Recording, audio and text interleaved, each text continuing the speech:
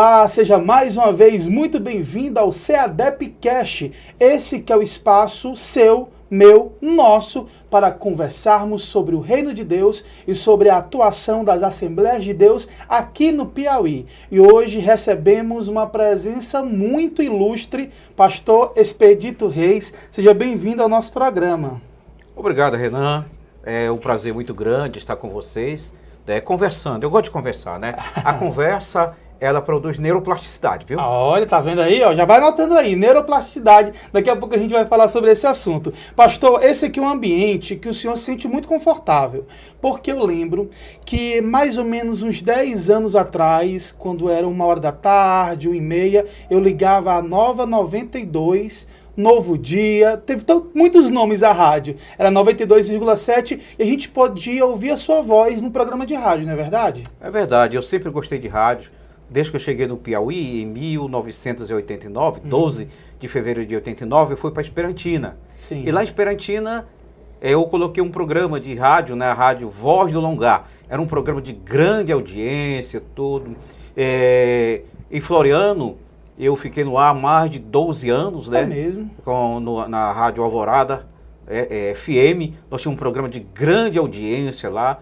E aqui em Teresina, na Rádio Nova 92, nós tínhamos um programa diário que realmente a rádio saía do ar. E nós temos saudade de voltar ao ar, porque comunicar é muito importante e, além de mais, gerar neuroplasticidade, previne o Alzheimer, tudo, Legal. entendeu? Então é importante essa comunicação. É muito importante. E o senhor tinha um programa que era um programa seu, que falava sobre devocional, falava sobre a atuação na igreja. Eu também lembro que o senhor tinha umas participações em uns debates que ocorriam na rádio, né? Com certeza, a rádio tinha um debate, tinha um programa de debate, e geralmente quando a temática estava dentro da minha área, me convidava. A gente ia para lá para falar sobre teologia, tema de teologia como escatologia, missiologia, sempre estavam lá cooperando, falando um pouco sobre essa temática que é muito importante. É muito legal. Pastor, e qual a importância da comunicação para a divulgação do reino de Deus? A gente tem muitos meios de comunicação hoje em dia,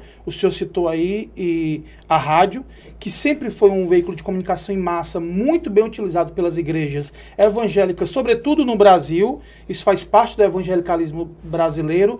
E agora nós temos um novo veículo de comunicação, que é esse que nós estamos agora, a internet. Qual a importância da gente também tomar esses espaços para pregar o reino de Deus? É muito importante. A Assembleia de Deus tem um histórico muito importante com rádio. Verdade. Você pode ver que Lawrence Orson, quando chegou no Brasil, ele quebra esse paradigma que era proibido o rádio do Brasil naquela época. Quem tivesse rádio era disciplinado, quem ouvisse rádio era disciplinado. Lawrence Orson chega do Brasil como missionário americano e lá em Minas Gerais ele contrata um horário de 15 minutos numa rádio e coloca pela primeira vez o programa Voz da Assembleia de Deus. Então é um fato histórico muito importante e a comunicação, a maneira de comunicar o evangelho através do rádio é muito importante. Verdade. Porque muitas vezes as pessoas não podem ir à igreja, mas lá na sua casa estão ouvindo o radinho, estão ouvindo o celular. Então é muito importante. O podcast também é uma ferramenta muito importante, porque você pode ouvir, você não tem um tempo de estar ligado, mas você separa um tempo e vai ouvir. Exato. É muito importante, né? Agora, uma coisa interessante que nós temos que observar hoje na comunicação do rádio é que aquelas mensagens prolongadas, ela não produz efeito. Por causa que existe um fator na memória das pessoas que ele consegue se concentrar dentro da comunicação, de ouvir somente 15 minutos. Ah, interessante. O prolongado, o senhor diz assim, além de 15 minutos... Além de 15 minutos. Quando você tem uma mensagem de 20, 30 minutos, o ouvinte ouve 10, 15 minutos e deixa. Isso é nesse ambiente de rádio, De né? rádio. No culto é diferente. Não, o culto é totalmente diferente. Sim, sim. O culto é totalmente diferente. Mas no ambiente de rádio, devido ao problema que a pessoa tem, né? O cérebro dele não está acostumado a ouvir, né, bem pertinho. Então, imediatamente o cérebro manda uma mensagem dizendo que aquilo não é importante. Ele ouve 10, 15 minutos e vai embora. É muito interessante. E outro ponto importante a ser destacado, pastor, é que o cristianismo sempre foi baluarte na comunicação. A gente observa isso desde os períodos antigos, através da oralidade, da contação de história, passando pelos pergaminhos, pela escrita das cartas. Logo em seguida, por meio das artes, junto com a Igreja Católica, a gente vem aqui para o Brasil com os jesuítas. Eles utilizavam das artes para evangelizar e catequizar os índios. Logo em seguida, a primeira rádio do Brasil foi instalada por um padre também. Isso acontece na universidade, nas escolas. E a gente percebe, pastor, que hoje a igreja que sempre esteve à frente no quesito comunicação tem perdido espaço. E o secularismo tem tomado a frente de podcast, de streaming, de live. Há um secularismo também nessa comunicação. Qual a importância nossa de retomar o nosso ineditismo nisso? Criar novos formatos, fazer uma nova comunicação. Nós tínhamos uma geração que era empreendedora. Entendeu? Uma geração que era empreendedora, uma geração que via o rádio, via a TV como um meio de expansão do evangelho. É verdade. Hoje nós temos uma outra geração que não está acostumado em empreender, não está acostumada em debate, não está acostumada em fazer basicamente algo de risco. Porque hoje essa geração vê muito, está ligada mais a uma maneira fast food, tudo rápido. Sim. Então isso fez com que o rádio deixasse de ser prioridade para muita gente, porque eles querem resultado imediato. E o rádio, né, geralmente ele não vai lhe dar um resultado imediato. São pessoas que se convertem em vários lugares que você não vê. Então, devido a essa nova geração estar voltada para resultado imediato, eles não estão investindo no rádio. Porém, é necessário que nós líderes façamos alguma coisa para que essa nova geração tenha conhecimento de que o rádio é muito importante na comunicação. Se cada igreja tivesse um programa da internet, era muito importante. Olha, nós temos um exemplo aqui que talvez você não saiba. O pastor Delso, lá da cidade de Paquetá, ele tem uma rádio na internet. Sim. E os programas dele é transmitido em vários estados. Muito legal. Viu? Lá pro estado do Pará, nosso estado, todo mundo ouve lá, horário dele, tudinho, tá lá todo mundo ligado. Quer dizer, ele é um cidadão lá do estado do Pará, do interior do Pará, da ilha do Marajó, que está fazendo um investimento muito grande, próprio. Gasta o dinheiro dele, montou o estúdio, ele transmite os programas dele diário, podcast, e isso está sendo muito importante, não no estado do Maranhão, no estado do Pará e algumas cidades aqui do Piauí. Muito bom. Pastor, e a comunicação também é pedagógica. Com certeza. Eu estou falando aqui com um pedagogo formado. Eu, há um tempo atrás, estava conferindo uns currículos Lattes na internet e vi lá muitas produções pedagógicas do Senhor. Qual a importância do ministro, do obreiro, também se dedicar ao ensino, não somente ao ensino com as ovelhas, mas a dedicação do ensino formal, produzindo conteúdo, produzindo artigos, produzindo para a sociedade também. Existe, Renan, algo a observar, porque muita gente fechou-se no seu quadrado, é só igreja. E nós temos que ver que o obreiro ele tem que ir além da igreja. É verdade. Ele tem que ir a outros ambientes. Eu, como professor, como pedagogo, eu sou doutor em educação, né? E isso tem me levado portas interessantes. Eu produzo meus trabalhos. Agora mesmo eu tive 2 artigos científicos que vai ser publicado do e-book da Universidade Federal do Amazonas, né? Por causa que participamos do congresso. For aprovado, para mim, muito importante, né? Eu tenho várias produções pedagógicas, neuropedagógicas, tenho produções teológicas, artigos publicados em várias revistas do Brasil. Então, isso é muito importante. O que acontece? As pessoas se fecham somente na CPAD. A CPAD tem um público, mas nós temos que ir além da CPAD. Porque a CPAD é um público fechado. Então nós temos que ir mais além. A universidade está aí com um grande campo de evangelização, onde o obreiro pode trilhar com muita ética e fazer a sua produção, participar dos debates. Então você tem que ter esse viés pedagógico também na sua vida, como obreiro. Pastor, o senhor diz assim, e além da CPAD, na produção de conteúdo ou no consumo de conteúdo? Na produção de conteúdo. Ah, entendo. Porque muita gente quer somente publicar Mensageiro da Paz, entendo. Revista da CPAD. Então aquilo não é um conteúdo científico. Eu entendo. Né? Você entende que não tem qualis, né? Não tem qualis, não é produção científica. É devocional. É devocional. Você não Sim. pode usar aquele conteúdo, somente você está fazendo um concurso, você não pode usar aquilo, porque não tem qualis.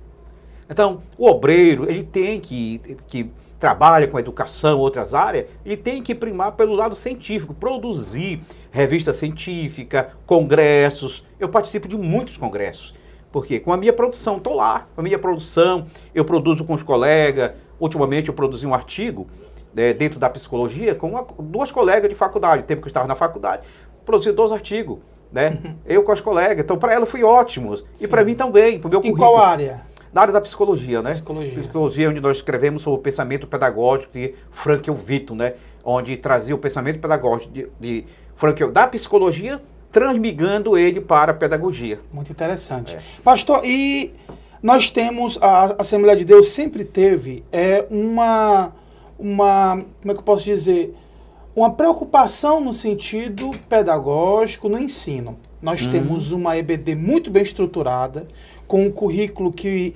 ensina a mesma lição para uma pessoa que está no centro de São Paulo, para a pessoa que está no interior do Pará. Isso é muito interessante porque populariza, democratiza o ensino bíblico. Esse ensino é devocional.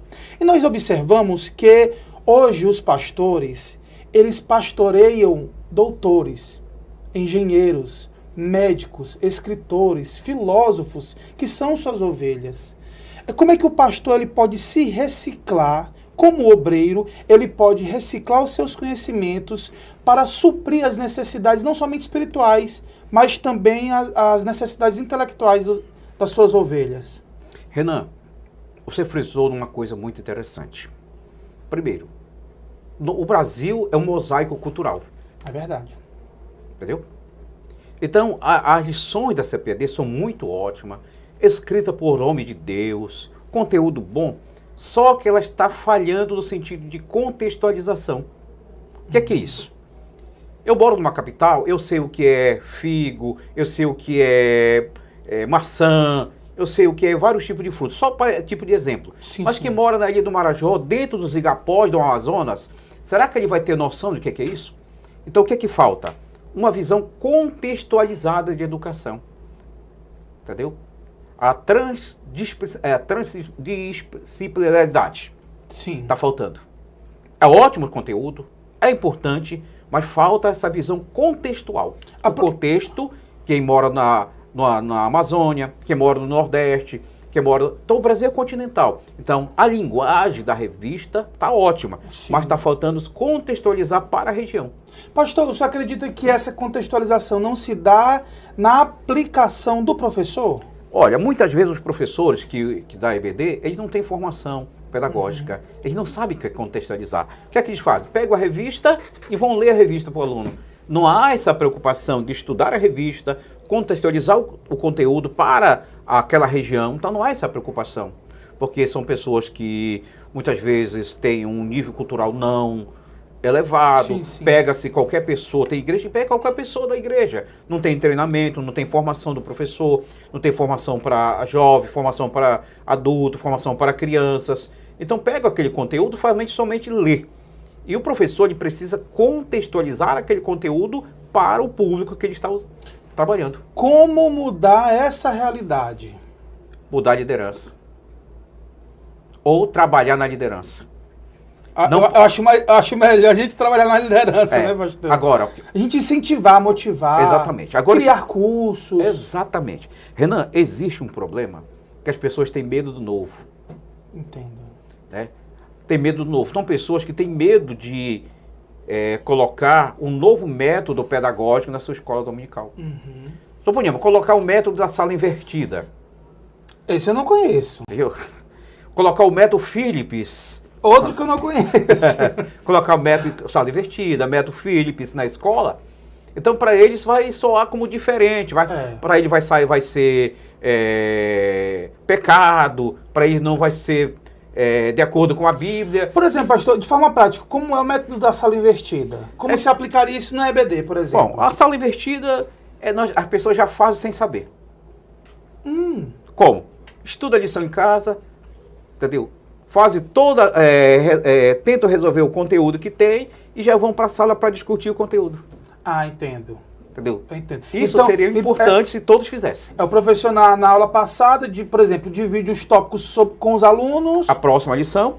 Os alunos que vão levando, o professor só vai moldando. Moldando, vão discutindo o assunto e moldando. Isso eu já vi na EBD, mas acho que o irmão também não sabia que era sala invertida. Mas é interessante, pastor, como a gente tem essa criatividade. O brasileiro, sobretudo o cristão brasileiro, ele tem essa criatividade de poder inventar, renovar. A gente não é a gente não tem um cristianismo estático, parado. Não. A gente tem um cristianismo em movimento, né? Com certeza. É dinâmico. O cristianismo é dinâmico.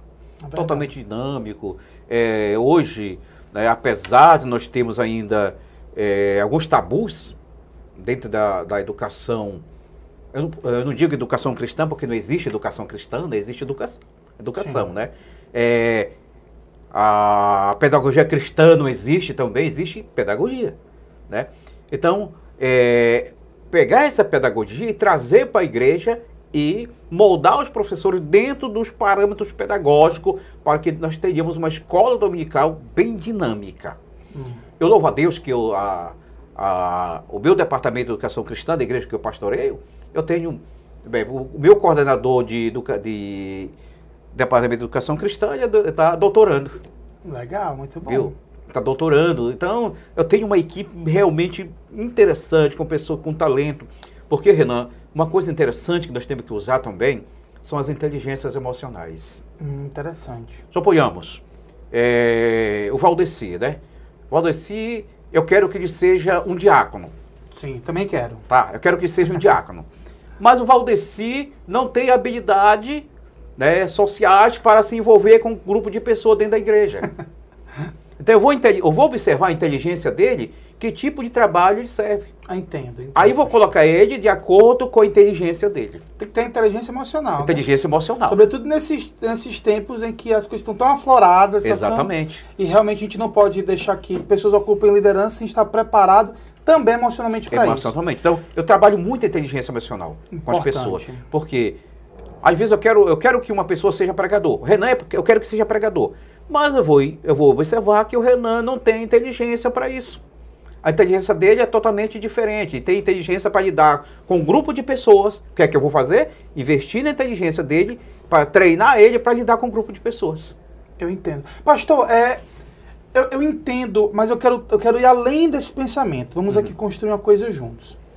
Quando eu tenho uma pessoa que já desenvolve essas habilidades e eu quero que ela se aprofunde nas habilidades que ela já apresenta, de certo modo, eu não estou limitando ela ao que ela já tem e não incentivando para que ela tenha novas habilidades. Por exemplo, tem uma pessoa que não é social. E por ela não ser social, eu coloco ela para discipular apenas uma pessoa ou ter uma atividade na igreja que não envolva ela com muitas pessoas. Eu não estou limitando essa pessoa e afastando, ao invés de incentivá-la também a ter isso? Não. A ter um contexto social melhor? Não. Renan, nós temos 15 inteligências. 15 inteligências? 15 inteligências. Que antigamente chamava-se QI. Antigamente, para saber se uma pessoa é inteligência, fazia o teste de Binet, né? Aí você tivesse um QI de 110. Tinha medição. Né? Tinha medição, respondia um questionário. Tinha um QI de 110, você era normal. Sim. Abaixo de 110, você era menos normal. 80, você era mais normal. Era imbecil. Imbecil, entendeu? E a partir de 120... tinha dotado, superdotado. A partir de 120, você era dotado. Hoje não se faz mais isso. Sim. Hoje se usa as inteligências. Entendo. Nós temos 15 inteligências. Todos nós temos essas 15 inteligências. Agora, nós não sabemos usá-las. Entendeu? Nós não sabemos usá-las. Então, é preciso que alguém entenda disso para começar a desenvolver essa inteligência que está na pessoa para poder usar. Olha, nós temos gênios que usam as 15 inteligências. Aí é um gênio. É um gênio. Né? É um gênio. Entendeu? Jesus muito provavelmente usava as 15 inteligências. Praticamente. Apesar de... eu tenho um trabalho que eu publiquei de uma revista até da universidade, lá de Assunção, que é Os Métodos Pedagógicos de Jesus. Legal. Tem um livro, O Maior Psicólogo do Mundo, né? O maior pedagogo do mundo. Jesus. Pastor, nós estamos aqui, esse também é um espaço para divulgarmos a ETADEP, que é a Escola Teológica da Assembleia de Deus no Piauí. E a ETADEP, ela vem justamente nessa necessidade em que os obreiros têm de ter uma oxigenação intelectual. Muitos obreiros também fizeram o curso de teologia, mas já faz um bom tempo. O senhor compõe um corpo docente da escola e é importante realmente ter uma escola estruturada com professores como o senhor para que os nossos obreiros estejam sempre renovando os seus ensinos, seus estudos? Renan, existem duas coisas importantes que temos que observar. Em primeiro lugar, a denominação, a convenção, precisa ter uma escola como a ETADEP, né, que pense a denominação. Ótimo. Pense o ensino convencional. Convencional. Exato. Que pense a doutrina, que pense o conteúdo, que pense a vida do obreiro. Ótimo. Certo? Muito bom. Porque eu coordeno o curso de teologia de uma faculdade em AD. Sou coordenador, trabalho numa faculdade em AD.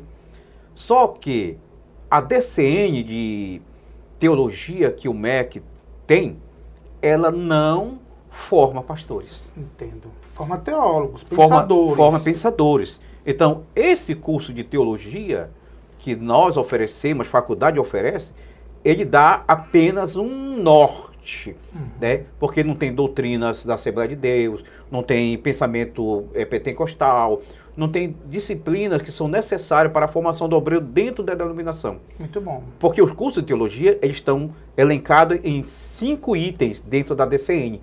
Sim. Então, para que o curso seja reconhecido pelo MEC, tem que estar dentro dos 5 níveis da DCN, né? Tem que ter um número de horas X, que é mínimo 2.800 horas, para o curso poder ser reconhecido. Tá. Então, esse curso, se você quer ter um diploma reconhecido pelo MEC, ok. Mas, se você quer simplesmente ter uma formação ministerial, é ETADEP. Ótimo, muito bom. Por quê? Ela vai ter o pensamento da denominação, vai pensar a denominação, a pensar a ética pastoral, vai pensar a igreja no seu crescimento. Isso é fundamental. Então, é importante que nós pensemos isso. Outra coisa, a educação em AD. Né? A pandemia trouxe para nós um leque. Exato. Né? Há ainda um paradigma que precisa ser quebrado, é sobre educação em AD. Por quê? As pessoas querem uma educação presencial, tal.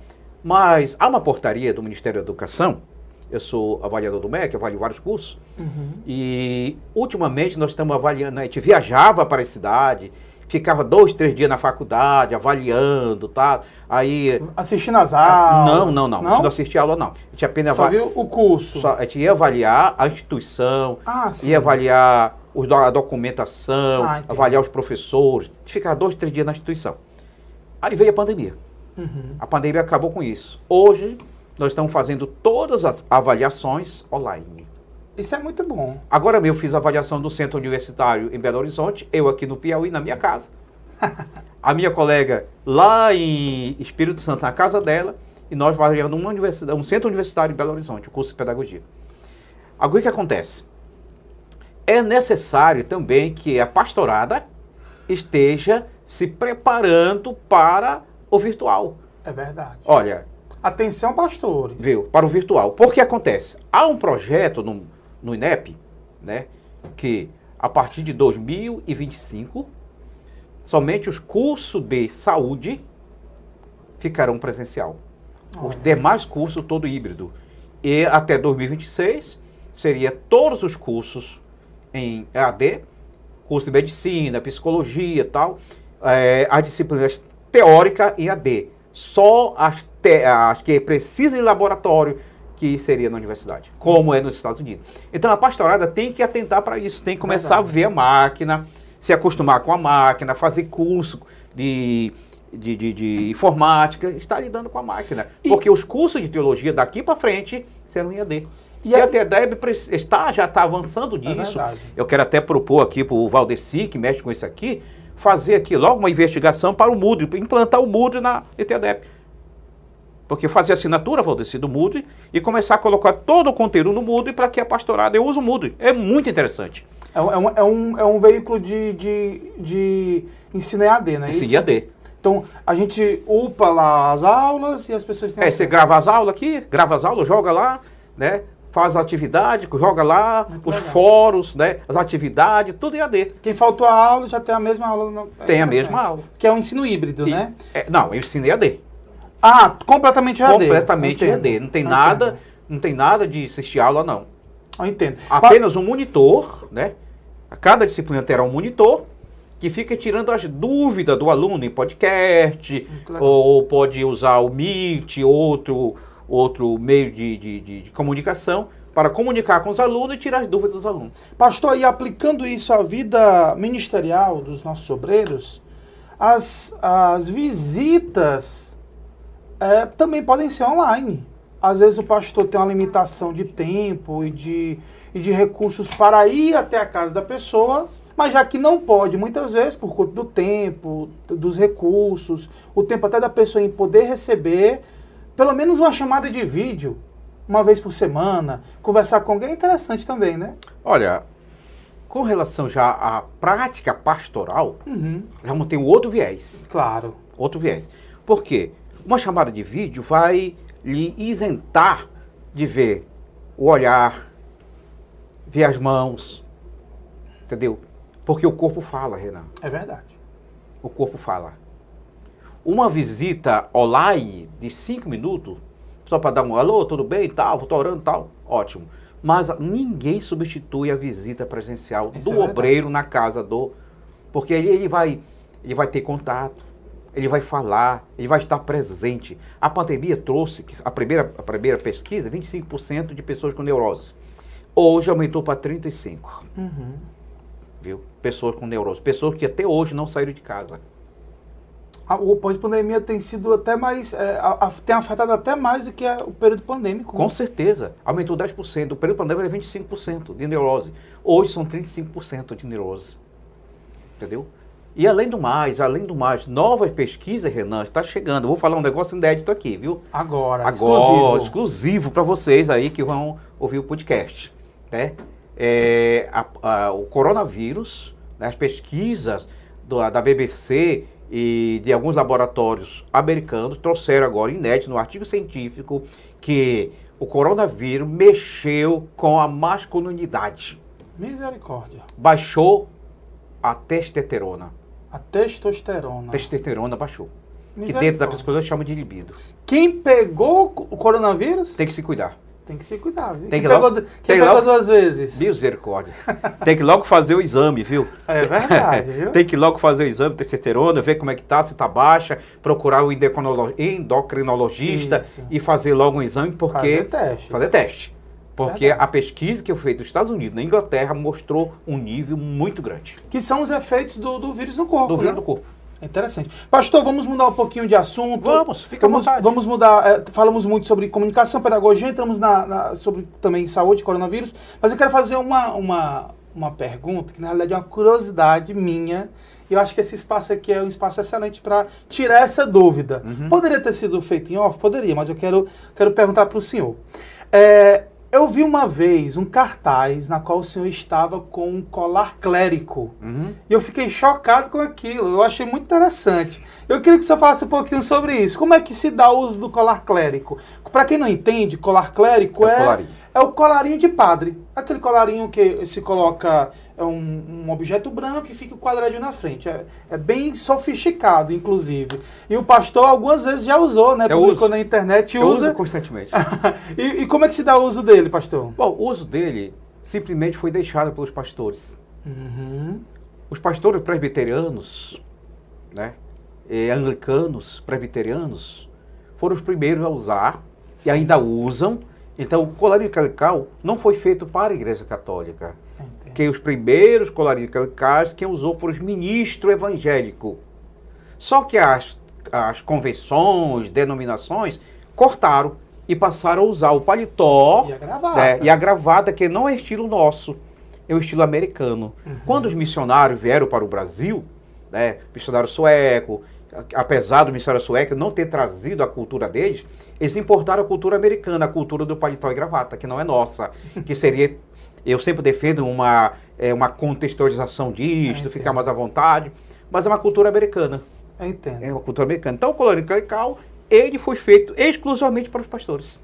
E quando tem culto de missões, não tem problema nenhum usar roupas africanas. Nada. Roupas hindus. São contextualizações. São contextualizações. Mas nesse caso tem muita pessoa que fica escandalizada. Deixa eu contar uma história para vocês. Eu estava numa convenção aqui, aí tinha uns pastores do Pará, aqui. Eu estava sentado lá na plataforma, estava de colégio clerical, aí lá fora, né, um dos meus obreiros ouviu, né? Eles comentando, rapaz, a convenção aqui é tão unida que até um padre senta do púlpito. Até um padre senta do púlpito aqui. É desconhecido da população evangélica, mas é feito para pastores. É verdade. A criação do colar clerical realmente foi de um obreiro presbiteriano em 1800 alguma coisa. 1826, se não me engano. Você pode dar um Google aí e pode pesquisar sobre isso. Hoje em dia é mais usado pelos padres, é claro, e como o pastor falou, em algumas igrejas círculos, tradicionais se utilizam também. Sobretudo os anglicanos, né? É muito interessante. Só que o anglicano hoje usa batina. Batina, o anglicano tem coloca o colégio clerical e a batina. Um crucifixo. Crucifixo, tudo. Faz parte da liturgia deles. Isso, tem outras simbologias. O nosso é o paletó tradicional, gravata e a Bíblia na mão. A Bíblia na mão. Pastor, eu agradeço muito a nossa conversa, realmente foi uma conversa bem produtiva. Falamos de tudo um pouco aqui. E antes da gente finalizar o nosso bate-papo de hoje, eu tenho uma outra questão para fazer para o senhor. Se o senhor pudesse se encontrar com um personagem bíblico, qual seria esse personagem e o que o senhor perguntaria para ele? Paulo. Sou fã de Paulo. Mas qual seria a pergunta para Paulo? Olha, a pergunta... Só tem uma, também na conversa. Uma pergunta. A pergunta para Paulo seria como ele venceu os conflitos emocionais da época dele. Olha aí, tá vendo?